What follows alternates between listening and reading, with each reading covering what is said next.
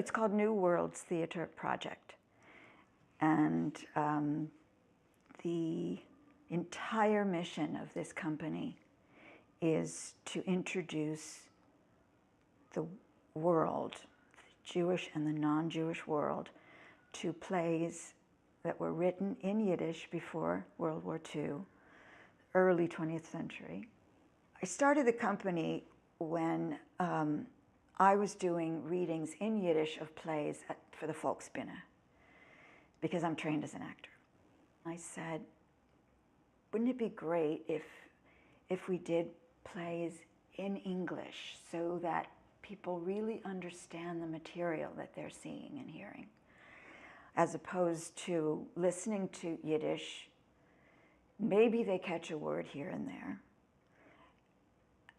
but they don't really get the play because they don't understand enough Yiddish.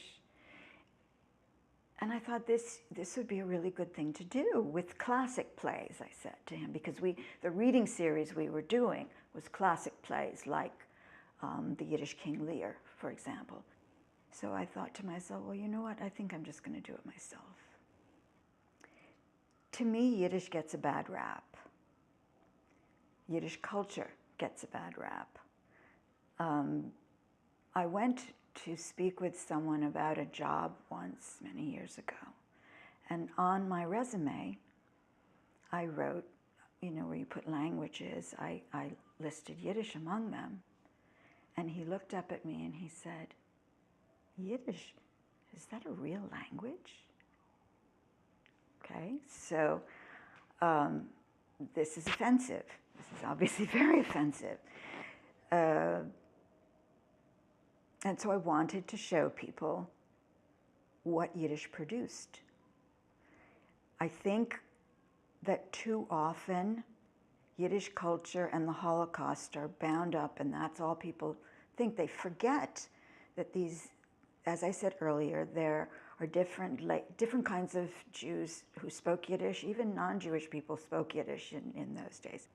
But there's a serious side. People think of Yiddish theater, and I think the first thing they think of is the silly comedies. I mean, yes, people are becoming interested in, I guess, Jewish theater, whatever that is, written by a Jew or about Jews.